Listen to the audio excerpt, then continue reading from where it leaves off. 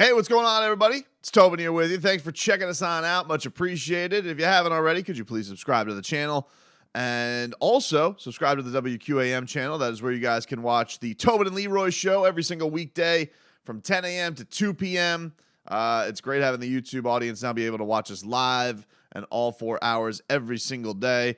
And more fun stuff coming, man. Really, really appreciate all the support from everybody. We're still streaming live on Twitch. If you guys are in the gaming world and you want to flip on something else, you guys can catch us there too. Miami 560 WQAM. The links are in the description. And yeah, man, let's get to some fun here today. Actually, this is kind of not fun. This is kind of moronic. But in today's blogosphere, in today's world of, I believe they call it aggregating, something that's not that big a deal can become a thing. It just matters if the right place picks it up. And so I was getting sent this yesterday. A couple people were sending it to me on Instagram. A couple people were tagging me in it. And it had to do with a story that said the Dolphins could fire Mike McDaniel if they lose, if they finish the year on a losing streak and they don't make the playoffs. And all these blogs are feeding off of a blurb from Armando Salguero from Outkick. Used to cover the Dolphins locally for a very, very long time. And this is what the blurb said. So the blog writes like this, or the blurb from Armando writes like this, and it was posted by Fins Talk Network. And it got a lot of traction, and so the blog's picking up. That's how it goes. It's like a big old content domino effect. And here we are, and it lands here to talk. And it'll land on the radio show to talk about later.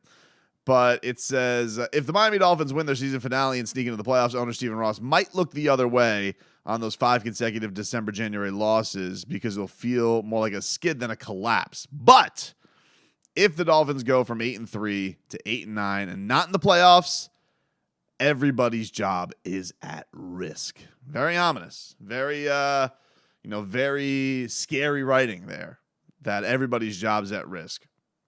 And everybody would include Mike McDaniel, Chris Greer, everybody. Everybody's everybody, right? Tua, it would include everybody. But the big thing everybody, I think, is going to be surprised by is Mike McDaniel. It's his first year. He is, he was kind of the darling of the NFL for the longest part of this season. I mean, this guy, everybody was throwing rose petals at this guy and saying, oh my God, he's amazing. He's giving, Tua cut-ups of his plays, and he's rebuilt his confidence. And now we're talking about firing the guy, or there's fodder that he might fire the guy. Remember the Kyle Lowry video? I was like, not everything's a rumble, not everything's a rumor. Something's just fodder. It's out in the ether. Here's my initial reaction to it. One, I think firing Mike McDaniel would be stupid. I think that he has done a good job for the most part this year. Yes, an epic collapse is embarrassing. I think that he knows that, but we can't ignore that he also didn't have his starting quarterback for a quarter of the season. That has to be part of it. And I get where people who are kind of on the what's fair is fair thing are going to say, what about Brian Flores? He had an injured Tua. He had a winning record. He got fired. Dude, I hear you. Here's the thing. I didn't think Brian Flores should have gotten fired either. I mean, I remember being on the air the Monday after the season, and I was stunned that Brian Flores, much like everybody, I was stunned that Brian Flores got fired. I don't believe that just because they were wrong with Brian Flores, they should be equally wrong with Mike McDaniel. Certainly some stuff has come out with Flo afterwards, and I think everybody here was rallying around Tua, and that's going to skew you more negatively at Brian Flores and the way he handled things. I thought Brian Flores was a good head coach. I wouldn't have a problem if they came into this year and they would have told you, hey, we're running it back with Brian Flores. I wouldn't have had a problem with it if he was going to be the head coach. Obviously here's the thing with the Dolphins, and this happens, I think, with other organizations too, but whenever anybody gets fired, the dirt that comes out on them is aplenty. I mean, there's a lot of people who, whether this is Jarvis Landry, whether it's Jay Ajayi, whether it's whoever, the dirt after a player leaves or after a coach leaves, it comes out in plenty. I just don't think that doing this back-to-back years where you fire a coach, even if Mike McDaniel ends up with a worse record, at best he could do the same as Brian Flores last year, but possibly make the playoffs. I just don't think, and by the way, he could finish with the same record and not make the playoffs. He could do exactly what Brian Flores did last year. I just don't think that firing Mike McDaniel after all the investment you put into this team and knowing that at the end of the year, your quarterback got concussed, it's extremely unlucky. You had a game against your division rival. You were right there at the end. I felt like this team did take steps this year, especially offensively. I think that what he was here to do was improve the quarterback. He did that to implement his offense. I think in a lot of ways we saw the reason I think that he's different than Adam Gase and any of those other quote-unquote gurus. When Adam Gase was here and he had his best season, he was doing it under a style that he didn't really want to play. You know, he had a power run game with Ajayi, who he didn't want to play from the start. He wanted to play Arian Foster, and then ended up riding a player he didn't even like, and then just kind of completely went away from it the next year. I know there were other mitigating factors in it, you know, Tannehill, all that stuff, but ultimately, like, you know, he went away from what the identity of the team was, and because he didn't like that identity. And I think we also could just read. Before, people didn't really recognize this on Gase until he went to the Jets. But, you know, the guy just sitting on the sideline by himself just didn't connote leader. I really do feel like Mike McDaniel has a lot of good leadership qualities. I really, really do. I think between the thread of the team feeling like it's together, I do like how he carries himself in press conferences. I dig it as a media guy. I like having somebody who is interesting to hear about. Yes, I understand he can be long-winded from time to time, but I also think that he does that because he does genuinely try to give people as much football as he can. He tries to touch all the bases when people ask about it. I just think that if you're going to go back-to-back years firing the guy, I mean, I feel like the only excuse you can make for that is like if Bill Belichick is ready to leave the Patriots and come down and coach the Dolphins. And by the way, I don't want that rat bastard coaching the Dolphins. I'm just saying, like, people might go to Sean Payton. Obviously, there was that Sean Payton fodder last year too with he was in line to come with Brady, all that stuff. I mean, look, I don't think Mike McDaniel should be fired. I also don't completely dismiss Armando's blurb as BS because one, I think Armando's been around the team for a long time. I know a lot of people are like, they have their feelings about Armando. Always been cool with me. And he has been around the organization for a very long time. And, for all the stuff that people, want to dog on certain reporters on, a lot of you guys run with that stuff too. And you like to use that information as gospel later down the line, whatever your narrative is. So I don't completely dismiss what Armando's saying. I certainly think that if the Dolphins end up missing the playoffs and certainly miss the playoffs with 6 straight losses, I definitely think somebody's getting fired. Is it going to be the head coach? I don't know. Is it going to be the GM?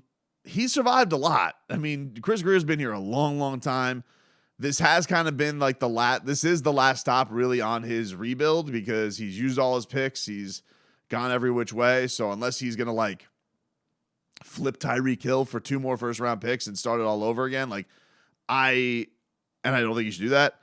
I don't really know, I don't know what the next evolution of Chris Grier comes from this unless they just kind of see it out. Josh Boyer feels like the obvious one. I think that, if somebody's going to be the fall guy next year, I could even see, even if the Dolphins make the playoffs, Josh Boyer, them going in a different direction. I could definitely see that. We've seen, first of all, he was kind of brought in with Mike McDaniel. They tried to just basically keep it status quo. It took a step back. Certainly had his injuries to deal with.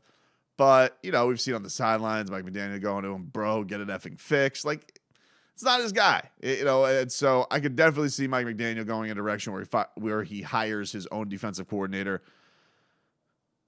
But is it complete BS that Mike McDaniel would be fired? Dude, I can't rule out anything with this owner. I really can't. He's 83 years old.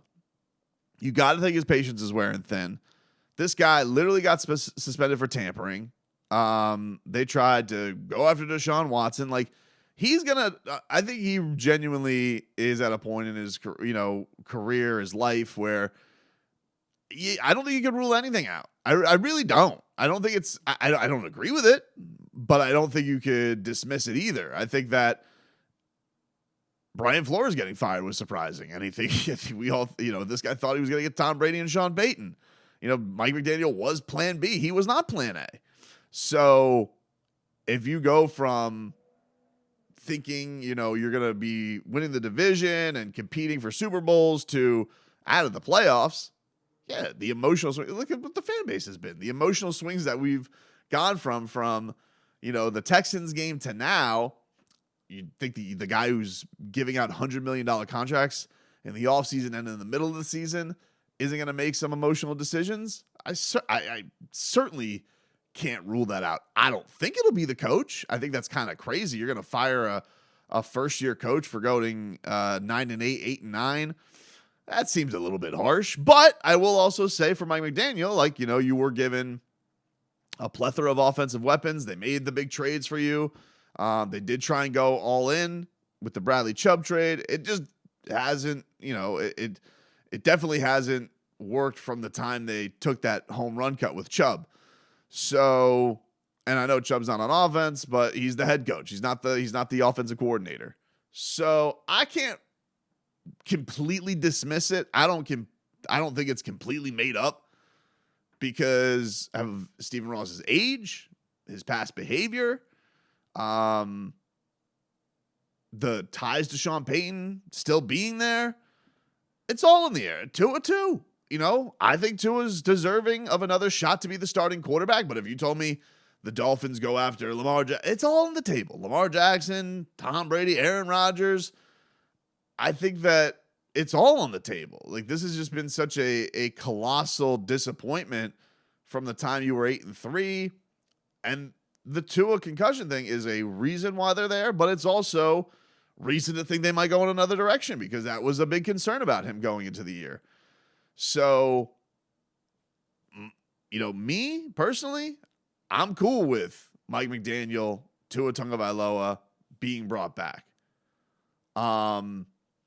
Even if they miss the playoffs. I think that I want to see what that looks like.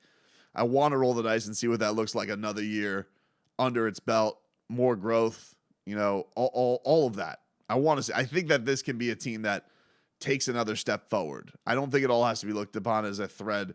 I think that there can be some tweaks, especially on defense, and that they can take a step forward next year. I really believe that. Getting a tight end that they actually throwing the ball to, improving the run game, in certain aspects, solidifying the offensive line. There could be some improvements here, and I think they can get better. I don't necessarily think that needs to be overhaul, new coach, new quarterback, new GM. Defense coordinator seems like obvious. I think that's, to everybody who's watched this team. But, this is what happens when you have a monster losing streak. All of this stuff comes out. I mean, it's not surprising. It's surprising because you're you're going to see blogs say Mike McDaniel's job's on the line. It might even be a storyline going into the game this week. But this is what happens when you don't win for over a month. All of this stuff gets on the table, dude. Everybody's emotions are running wild, running high. So I guess what I'm saying is go win this game. Hope you make the playoffs and nobody gets fired.